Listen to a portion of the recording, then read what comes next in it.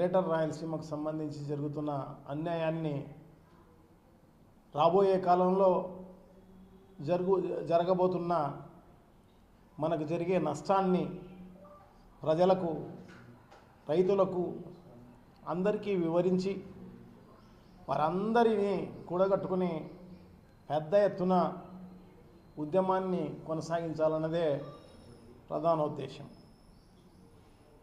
So అదే తీర్మానం చేయడం జరిగింది. ఎందుకంటే ఇదేదో మన రాబోయే కాలంలో వచ్చే ఎలక్షన్స్లో వైఎస్ఆర్ కాంగ్రెస్ పార్టీ అధికారంలోకి వస్తే చేద్దాంలే అనేది కాదు.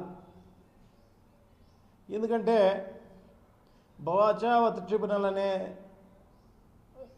ట్రిబ్యునల్ అవార్డు ఈ మధ్యలో కూడా వచ్చే అవకాశం ఉంటుంది. అప్పుడు మనం నష్టపోయే కార్యక్రమం జరుగుతుంది. అందుకోసమే ఈ ప్రభుత్వాన్ని నయాన్నో భయాన్నో ఒప్పించి ఖచ్చితంగా ఇది పూర్తి చేయాలన్నదే ప్రధాన ఉద్దేశం. ఎందుకంటే రాయలసీమ ప్రజలు, రైతులు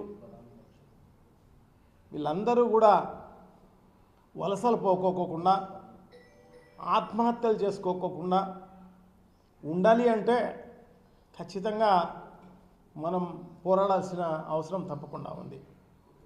మన భవిష్యత్ తరాలు బాగుండాలి అంటే తప్పకుండా మనమందరం కూడా పోరాడాల్సిన అవసరం తప్పకుండా ఉంది. ఇంటింటికి బయలుదేరాల్సిన అవసరం తప్పకుండా ఉంది. రోడ్డు మీదకి రావాల్సిన అవసరం తప్పకుండా ఉంది. ఈ ప్రభుత్వం ఎలా వ్యవహరిస్తోందంటే దీనిపైన హేళనగా మాట్లాడే కార్యక్రమం జరుగుతోంది. ప్రభుత్వమే కాదు, రాయలసీమకు సంబంధించిన నాయకులు కూడా హేళనగా మాట్లాడే కార్యక్రమం జరుగుతోంది. వాళ్ళు నిశ్శబ్దంగా ఉన్నా పర్వాలేదు, కానీ రాయలసీమలో పుట్టి ఏదో తల్లి రొమ్మును గుద్దినట్టుగా పాలు తాగి అట్లా ఉపయోగించకుండా కనీసం రాయలసీమ ప్రాజెక్టుల పైన అప్పు చేసినా కూడా ప్రజలు అంగీకరించే కార్యక్రమం జరుగుతుంది. ఒక రాయలసీమ ప్రాజెక్టులే కాదు, పోలవరంకు సంబంధించి అక్కడ ఎత్తు తగ్గిస్తూ ఉంటే కేంద్ర ప్రభుత్వం మనం చూసి చూడనట్టు వదిలేసేస్తే నిజంగా నష్టపోయే వాళ్ళు ఎవరు? రాయలసీమకు మేలు చేసిన వాళ్ళే, ఈ ప్రాజెక్టులకు మేలు చేసిన వాళ్ళే, మిగతా ముఖ్యమంత్రులు అందరూ. ఇతను తప్ప, ఇతను వచ్చినాడంటే నష్టమే. వాతావరణ పరిస్థితులు సహకరించవు. చంద్రబాబు కరువు, 2 కవల పిల్లలు వెనక ముందు వచ్చేస్తూ ఉంటాయి.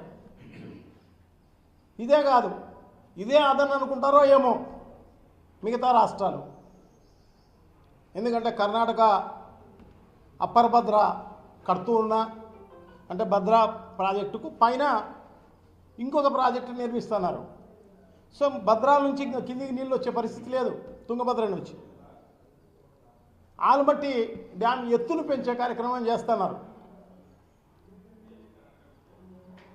సో ఎత్తును పెంచి అక్కడే 120 టీఎంసీలు వాళ్ళు వాడుకునే కార్యక్రమం చేస్తారు.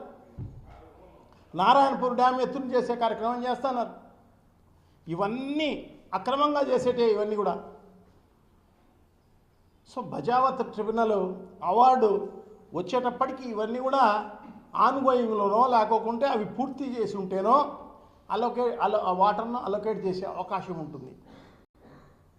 దానికి 84,000 కోట్ల రూపాయలు ఒట్టి భూసేకరణకు, ప్రాథమికంగా జరిగే పనులకు అన్ని వేల కోట్ల రూపాయలు వాళ్ళు మొన్న కర్ణాటకలో బడ్జెట్లో అవన్నీ కూడా అప్రూవ్ చేసిన పరిస్థితి.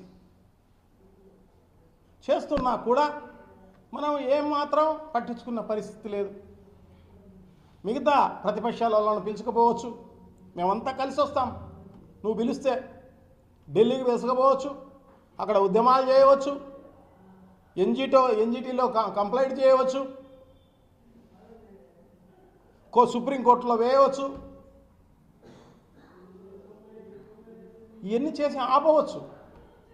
వాళ్ళు అక్రమంగా నిర్మిస్తూ ఉంటారు. ఆపలేదు.